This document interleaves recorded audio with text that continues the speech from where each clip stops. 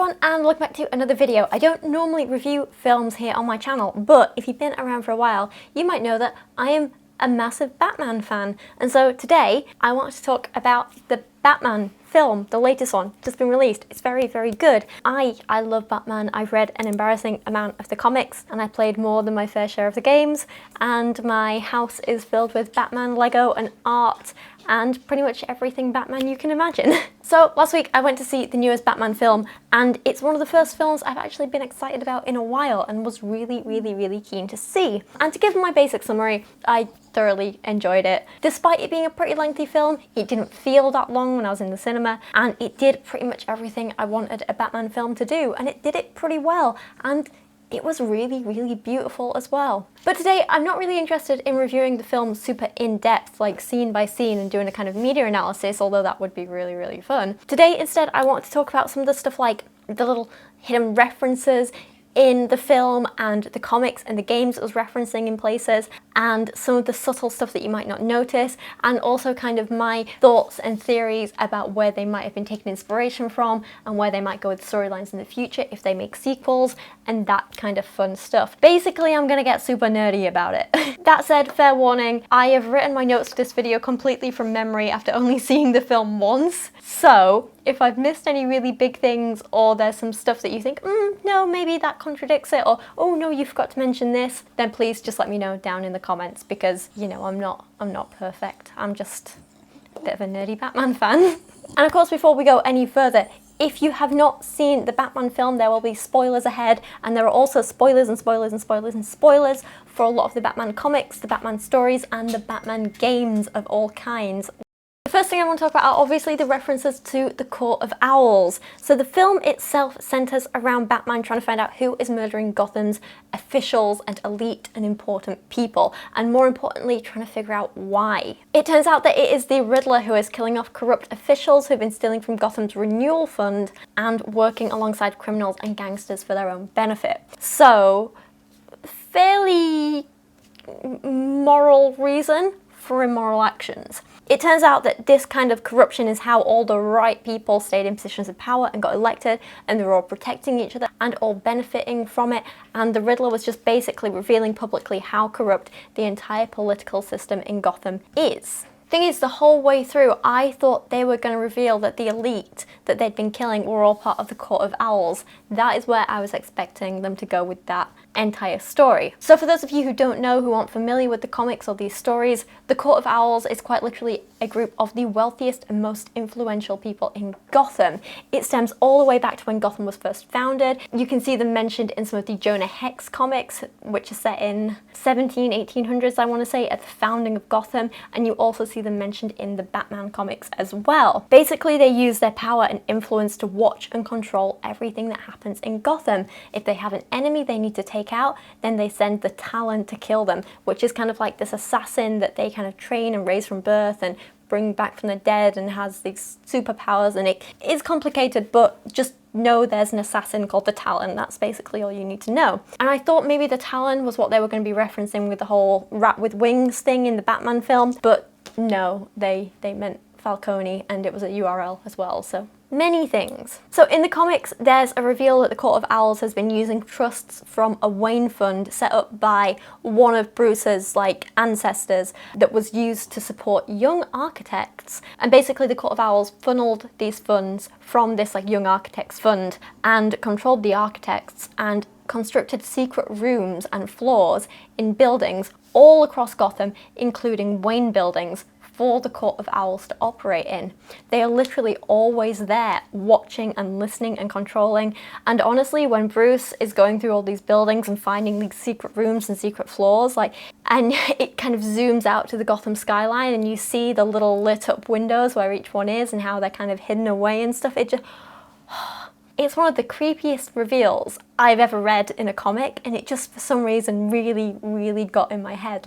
You might think you know where you are, but the idea of layouts of buildings not being what you expect, and secret rooms and secret floors and stuff like that, something about that is so creepy to me. And if you've read House of Leaves as well, you'll know why that probably gets in my head a lot as well. So anyway, the Batman film basically reveals a group just like the Court of Owls, but without the name or the history or the talent. But I still think there's potential for them to maybe in a sequel explore this further, maybe reveal that it is a court, that it's not, that something, it's related, all kinds of things like this. I think there's a lot of potential there to push the storyline further, and it'd be more than just corrupt politicians and be like, corrupt politicians with a purpose, with a history, with a whole backstory, you know? There are also a lot of other Court of Owl references in the film, which is why I was thinking maybe they were hinting at stuff. So for example, the first card that the Riddler sends to Batman literally features an owl with the same eye shape as the Talon's mask, saying it's from a secret friend. Then there are all the constant bird references throughout the film, so Court of Owls, Talon, you know, the bird connections there with all the stuff in the film as well. And then when the Riddler kills Police Commissioner Pete Savage, he does so using rats in a maze, which reminded me of the labyrinth that the Court of Owls has under Gotham in the Court of Owls comics, or storyline, where they like lured Batman and tried to kill him. Even the Riddler's costume, when you look at him, is not a traditional Riddler costume as we've seen in the comics. It's very different to how I used to see Riddler. And for me, when I first saw him, I was like, oh my god, he looks like a cross between the Talon and Hugo Strange. The whole mask, the glasses thing, it just, that's where my brain went. And while we're on the topic of Hugo Strange, let's move on to point number 2. I want to talk about the other greetings cards that the Riddler sent Batman, because I think there's definitely hints and clues and references in those as well, particularly in the imagery on them. So, the second card that the Riddler sent to Batman featured this scientist who looked a lot like Hugo Strange in appearance and glasses and everything like that, and of course, being a scientist, doctor as well, you know, there's a link, there's a reference there. Also, the card featured the line, "I'm mad about you," which made me think of Jarvis Tetch, who is also known as the Mad Hatter, who is a very, very interesting and very dark character in the Batman comics. I'd say he's one of the darkest. If you don't know any of the stories of the Mad Hatter, like, just be prepared going into them, because he is absolutely insane, but he has this thing about kidnapping young girls, like literal children, and trying to make them his Alice. It's terrifying. Also, one of the cards, I think it's the third one, has this character who's like a blonde girl in a green dress with a giant phone. And I saw a lot of things online of people saying like, oh, she's in a green dress. That's obviously a reference to Poison Ivy. But I'm not so sure. Where my mind originally went was, I think this looks a little bit like Beth Kane, otherwise known as Alice, who features predominantly in the Batwoman comics, but I think there's a parallel and some clues and some hints here and stuff because they're related. And basically I have a crazy theory, let me explain it. A lot of the Batman references in this film come from stories in the New 52, I guess like arc or volume or reboot, whatever you'd call it.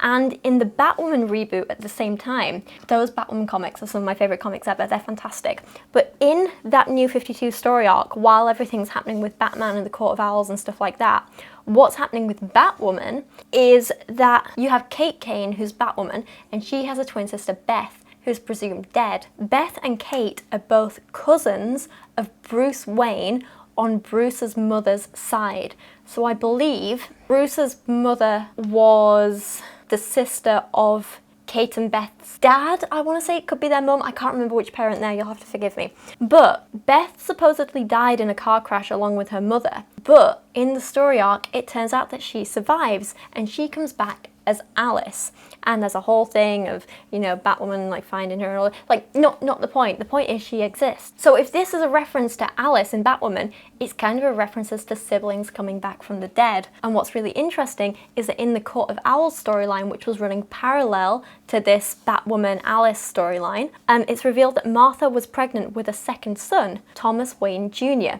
This was before Bruce was born, I believe. But the Court of Owls began to target Thomas and Martha to the point where they set up a car crash that was supposed to kill Martha, and she did lose her baby. She lost Thomas Wayne Jr., who she was still pregnant with. She miscarried very late on in the pregnancy. However, Martha survived. Not long after this, Martha starts working with orphans and going to orphanages around Gotham and working with them, and, you know, the Waynes are funding orphanages and all this stuff. Over the years, this goes on and on and on, and over the years, one of the kids in the orphanage, Lionel March, he gets this really close bond with Martha, and he believes he is Thomas Wayne Jr. and that Thomas and Martha faked the baby's death and hid him away in this orphanage to protect him from the Court of Owls. It's never actually confirmed whether Lionel March is a Wayne or not. Bruce was never able to do DNA tests, Batman was never able to do DNA tests, but it is a possibility, and this whole thing happens because this man truly believes he is Thomas Wayne Jr. He believes he is essentially Bruce Wayne's brother come back from the dead. So I think the fact that this was part of the Court of Owls storyline, and that is clearly like influencing this film, and then you have a reference to another sibling coming back from the dead story in the film, I just think it's quite interesting and worth mentioning, and it was an interesting little parallel, and I was thinking like, oh, maybe this is a reference, maybe this is somewhere they could take the story in the future. Maybe this is something they're planning to do. I just thought it was interesting.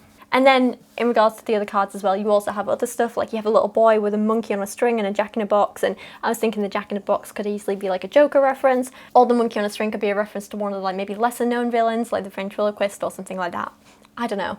I just thought they were interesting little things to mention and throw in there. And I liked that it felt like everything really had a purpose in the film. Nothing was just thrown in for the sake of it. It was all very well thought out, and it was very clear that the people who made the film thoroughly knew the comics inside and out. With things like Batman v Superman, it was clear that Zack Snyder had never read a Batman comic in his life. It was a Batman film made by someone who didn't know who Batman was. This was the complete opposite. It was very clear that everyone who worked on these films was very, very familiar with a lot of the source material, and that really impressed me. Anyway, this leads us all on to number 3, and that is references to Hush. This was exciting. So, when Batman and the police find the Riddler's sort of lair, and they find his materials and his ledgers and all sorts of stuff, and they start to piece together what's happening, they also find a video put out by the Riddler that kind of, you know, sums up his whole agenda. He's like, this is what's happening, they're all corrupt, this is why I'm doing this, blah blah blah. And at one point in the video he mentions how there's some kind of hush, they're trying to cover it up, blah blah blah, whatever like that. And the word hush appears across the video in really big letters with a question mark, and I think this is potentially hugely important. Hush is a Batman story, but also the name of a character who turns out to be Bruce Wayne's best friend, Thomas Elliot, who, in the story, is now a brain surgeon. He appears in the stories Hush and Heart of Hush. So in the story, Thomas Elliot is a bit of a villain who tried to kill his own parents when he was a kid because his father was abusive. However, Thomas Wayne, also a surgeon, Bruce's father, managed to save his mother's life but not his father's. So now he holds this secret grudge against the Waynes and is resentful of Bruce in particular because he got to be an orphan and get the fortune, which is exactly what Thomas Elliot wanted. I know, it's dark, it's messed up, but we're not questioning his motives right now. We're just looking at what happened. And then at the end of the Hush story, there's this whole thing where it comes out that he is working with the Riddler on this whole plan which they call Hush, and throughout it all the Riddler has worked out Batman's identity as Bruce Wayne, and he knows this, but he decides not to use it against him. So the fact that the Riddler is mentioning Hush in this film, I'm thinking, oh, is this all linked and connected somehow? Is this like a potential direction they're going to take the story in the future? I just think it's really, really cool.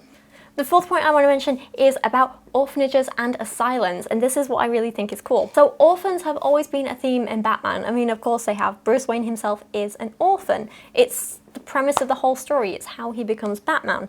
And as we've mentioned already in this video, there are a few references to orphanages in the stories I've already spoken about. So Martha Wayne's work visiting kids in orphanages, the Wayne's funds going to helping and supporting orphanages, Lincoln March growing up in an orphanage and believing he's a secret Wayne. Lots of orphanage references. And of course, like I say, there are orphanage references in the Batman film too. So the story begins with the mayor's son losing his father, and the entire plot happens because the Riddler himself grew up in an orphanage. Now it's hinted this might be because Thomas Wayne had a journalist killed to protect Martha. Martha had a journalist threatening to expose her because she'd been committed to Arkham Asylum a few times, and Thomas was like, we can't have this will ruin our reputation. And so to get rid of the journalist threatening to publish a story, he had him killed. It's hinted that perhaps this journalist could have been the Riddler's father, but that's never confirmed for certain in the film, so we don't actually know. But the point stands, the Riddler was an orphan who grew up in an orphanage. And this orphanage was supposed to be getting funds from the Wayne Renewal Project,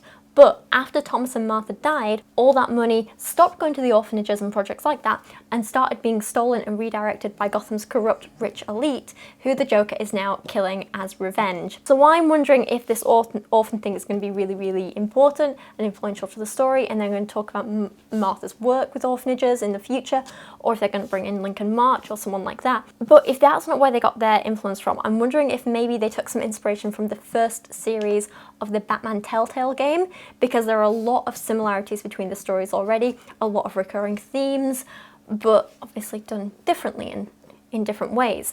So in both the film and the Telltale game, Bruce is shocked to find out that his parents aren't who he thought he were. He finds out in both that they're connected to Carmine Falcone. He finds out in both that Thomas Wayne wasn't the good guy that he thought he was and actually did some pretty messed up stuff, trying to control the city with Falcone, having someone killed, and Bruce has to come to terms with this, and it messes with his head a bit. Similarly, in both the film and the game, Falcone ends up dying in front of Batman while there's nothing he can do about it. So many similarities. Similarly, in the Telltale game, just like in the Batman film, there's also someone killing off a lot of corrupt politicians and important people in Gotham. However, in the game, it's not the Riddler that's responsible for this, but a group calling themselves the Children of Arkham. The Children of Arkham are a group of orphans who are working with Oswald Cobblepot as the Penguin, and their leader, who calls herself Lady Arkham, who it's later revealed is Vicky Vale. And again, we have some similar plot points here. So in the film, the orphan, the Riddler, was angry at Thomas Wayne because he had a journalist killed to cover up the fact that his wife Martha had been committed to Arkham Asylum. Whereas in the game, Penguin was mad at Thomas Wayne because Thomas Wayne had the Penguin's mother committed to Arkham Asylum, along with a lot of other people, it seems, on some pretty dodgy grounds, and some pretty messed up stuff happened to her there, and it seems that not a lot of it was legal or okay. And it gets crazier because it turns out that Vicky Vale was actually an Arkham herself. Now, the Arkham family are the people who founded Arkham Asylum, and there are a lot of really cool, interesting backstories there. I don't know which one they're going to go with, but in the game, Vicky Vale was originally an Arkham herself, and Thomas Wayne had her parents killed in order to cover up what he and others were doing at Arkham and all the dodgy stuff that was happening there. That's why she hates the Waynes, and that's why her and the Children of Arkham are trying to expose how messed up and corrupt Gotham's rich and powerful people are. So, like I say, many similarities, many references, many hints at stuff here. Both the film and the game have Thomas Wayne killing people, both have orphans holding grudges against him, and both have people, mothers, being committed to Arkham Asylum and cover-ups around that. So there's definitely some influences there, and I'm wondering if that's a hint at where the Batman story could go in any sequel films or in the future and stuff like that. There is a season 2 to the Batman Telltale game that I've not played yet, so if I've missed out any references or hints or clues or anything like that, then please let me know down in the comments, because I've not played it yet, so I can't talk about it. Point 5, I want to talk about Batman and Venom. So, moving on to the end of the film, and we see Batman really badly injured. So badly he can barely move, Catwoman's crying over him, she thinks he's gonna die, they have a little smoochy moment, very emotional, and then Catwoman gets ripped away and some guy starts beating her. Batman, in his panic, grabs this little vial out of a pouch on his leg and injects himself with a suspicious looking green liquid. With this injection, Batman gets this new burst of energy, but also a burst of anger, and in pure rage he grabs the person attacking Catwoman and just smashes his face in, and he comes closer to killing him than we've ever seen from Batman before in this film, and in the end Jim Gordon has to pull him off. See, Batman's not really a violent person unless it's tactical. He doesn't just hurt people for the sake of it. He doesn't enjoy hurting people. Most of the things he does are in self-defense, or trying to stop someone doing something bad, or trying to stop them hurting someone else. He doesn't just hurt them for the sake of it. And this is something that I think they make very clear throughout the Batman film. It's one of the things I really enjoyed about it. They have a real thorough understanding of who Batman is as a character and his long history. It felt like everything in the film had a purpose. Everything in this film was made by people who know the source material inside and out, and I really appreciated that. Back to the injection. This is never explained, but I thoroughly believe that Batman injected himself with Venom, which is a substance normally associated with Bane and what gives Bane his strength, but also what is associated with anger and aggression. So Venom wasn't actually introduced alongside Bane at first. It came before Bane did as a character, and it was introduced in a storyline called Venom in the 90s. And in the comic, Batman has to go try and save this girl who's been kidnapped and is being held for ransom because her father makes these special pills and people want the pills, and so they've taken his daughter in order to try and get the pills. It's like a whole thing. But Batman fails, and he doesn't manage to save the kid, and he is a mess over it. He is racked with guilt. It's a whole thing. And when Batman goes back to the girl's father and tries to explain to him what happened and apologize and everything, his father turns around and says, yeah, well, maybe you'd have been able to save her if you'd had these pills, which he say enhance human potential. So Batman resists at first. He's like, no, don't be stupid. I don't need that. But as time passes and the comic goes on, he starts to feel a little bit useless. He feels like he's not strong enough. He's racked with guilt, and he's like, well, maybe if I had had the pills. And eventually he goes back and he takes them, and he feels amazing. He can lift more weight than he ever could. He's stronger than ever. He's braver than ever, he's bolder than ever, he can do all the stuff he couldn't do before. But they also have other effects too. As he becomes more reliant on the Venom pills, he becomes almost manic at times. He becomes more arrogant than usual. He's incredibly quick to anger. He's more aggressive and less controlled. He wants to punch first and think later. He is impulsive, and he actively seems to enjoy hurting people. He even goes as far as to consider killing Jim Gordon in return for getting more of these pills. Thankfully, in the end, he doesn't. He catches himself and he gets completely clean and sober with the help of Alfred. But Batman's not the only one taking this. Another character ends up being injected as kind of part of an experiment with a liquid form of Venom, which is kind of as we know it today rather than in pill form.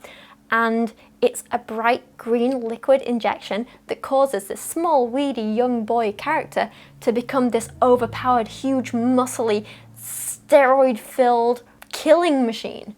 And of course, Batman has to fight him, and it's a whole thing, and blah, blah, blah. So, the point is, I am like 100% certain that what Batman injected himself with was Venom, or a version of Venom, maybe a slightly upgraded one or a different one or whatever. But like, I'm pretty sure it's Venom. And I think it would be really, really interesting if they explored this further and the consequences of it in later Batman films and talked about potential substance abuse issues and have him kind of like really address that or struggle with it or, overcome it in the next or future films. I think that would be really, really cool.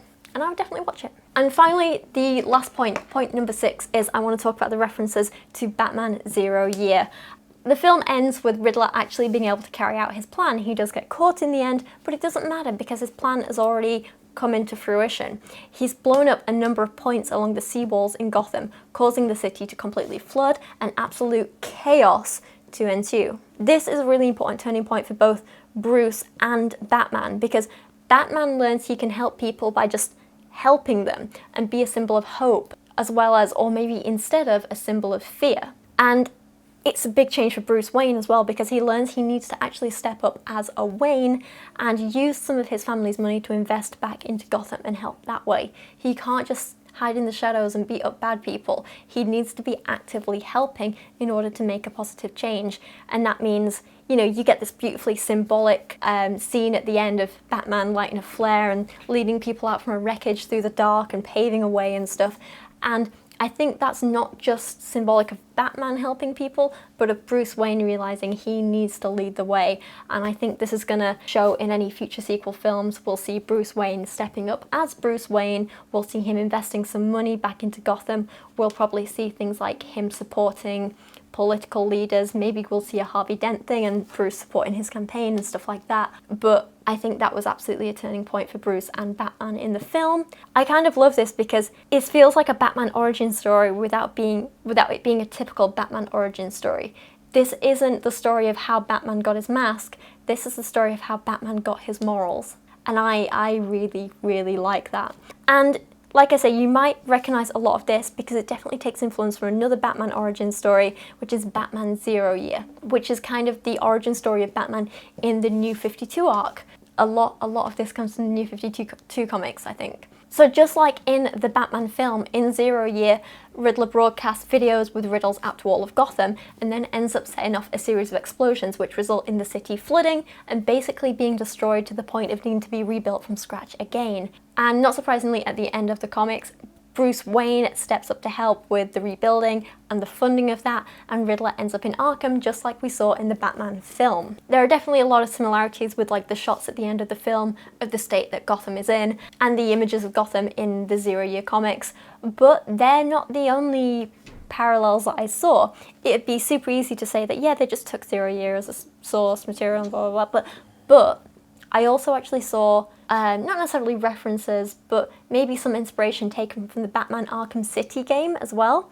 So the Batman Arkham games are some of my favourite. There's Arkham Asylum, Arkham City, Arkham Knight, all fantastic. And at the end of the film, like I say, where it's showing the destroyed city, Batman talks about how martial law is in effect, how it's going to get worse, how criminals in Gotham never sleep, how there's looting and chaos on the streets and stuff like that. And it reminded me a lot of the opening of the Arkham City game. So in that game, Arkham Asylum and Blackgate Prison have been labelled as not good enough after the big Arkham Asylum escape in the first game. So the old director of Arkham Asylum and Gotham's now mayor, he basically he's like, I'm in charge, what we're doing is we're cordoning off areas of the city and all the criminals can live here and do what they want in this area as long as they don't try and escape. And they call these areas Arkham City, and it's absolute chaos in there. Basically, all crime goes. They can do whatever they want, and a private security company's brought in to kind of keep them in check, and they all have like tasers and stuff. It's crazy. And basically, the state of Arkham City at the beginning of that game is how Gotham as a whole seems to be at the end of the Batman film. And what is kind of extra interesting to me is that the whole Arkham City plan was actually thought up and put in place and ends up being run by someone we've already seen references to in the Batman film, Hugo Strange. So perhaps again they've taken some kind of references from that, and in a sequel we might have some Arkham City type areas, we might see a Hugo Strange character introduced. I don't know, but I think it's very, very fun, and I think they have a hell of a lot of potential to go in a lot of different directions with the story in the future, and I think it'll be very, very good. And I think if they take it in one of these sorts of directions, then it'll be great, because there'll be hints in the first film of what's coming up. Like, if they introduce Hugo Strange, we can say, oh, they hinted at that through the cars and through this and through the costume and this and this. Or if they introduce a Thomas Wayne Jr. or a Thomas Elliot or Orphanages or a Vicky Vale type or a Court of Owls or Children of Arkham, anything like that, we can say, yes, there were references to it in the first film. And it feels like they definitely have a plan for a long-term thing, and they're paving the way for it, but also it feels like they're opening up a lot of possibilities, so they're not tied into just one exact storyline. I think they can see where it goes organically, and I'm very, very, very excited for that. I think it's great. I think it's all going to be very, very fun to watch. Anyway, sorry, I feel like I've just been talking nerdy for God knows how long. This has been a much longer video than I anticipated, but I love comics and I love Batman and I love talking about it, so thank you for letting me do this. This is why I love the world of Batman so much though, because it's dark and it's gritty with all these incredible interconnected stories and interesting characters, and there's so much potential here, it just never gets boring. And what I really liked about the Batman film is it understood that Gotham as a city is a character in its own right. Gotham feels alive. Gotham is more than just a setting. It has its own character and atmosphere and rules and history, and it's just fascinating. Gotham itself was, I think, heavily influenced by the early days, oh, not quite the early days, but when New York City was bad and there was a hell of a lot of crime and there were some really rough areas and stuff. Those rough areas of New York City are kind of what Gotham is on a bigger scale. But then Gotham has its own lore and backstory as well, and it's just very, very important that a film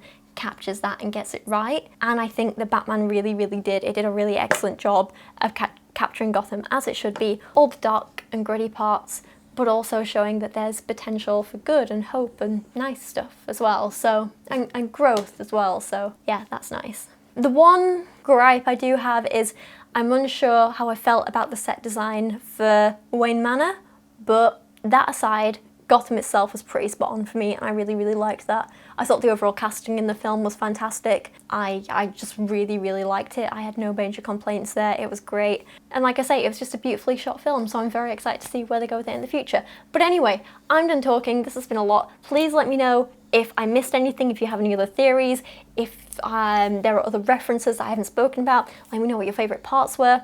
I haven't even touched on any of the Catwoman stuff, so like, there's so much more I could talk about, but I've just been going on for too long, and I'm gonna shut up now. But if you're new to my channel, it would be great if you subscribed. If you like this video, it would be great if you leave a like and comment and share the video around so that people can watch it. But for now, thank you so much for watching. Thank you for your time. I appreciate you a lot, and I'll see you again very, very soon.